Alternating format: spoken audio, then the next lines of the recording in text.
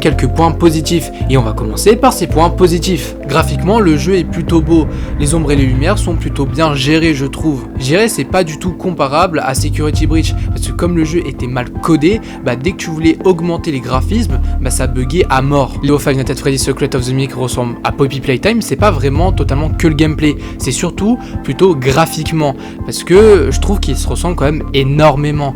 Je trouve que quand même, Secret of the Mimic est un jeu vidéo où les graphismes sont quand même assez lisses, bien présentés, un peu comme un Poppy Playtime. Et je dirais ce qui fait qu'ils se ressemblent, je dirais graphiquement, c'est parce que aussi ils sont sur le même moteur de jeu, qui est à dire Unreal Engine 5, lui aussi. Mais avant que je donne mon avis négatif dessus, je vais d'abord vous donner mon avis positif sur le lore de Secret of the Mimic.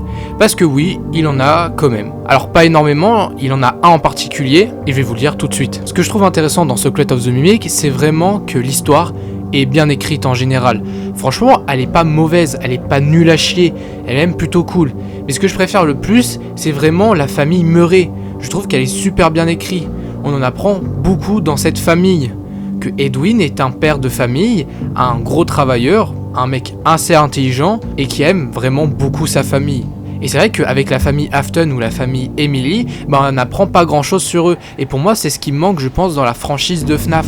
Qu'on en apprenne un peu plus sur Afton, sur sa famille, sur Henry et sur sa famille aussi.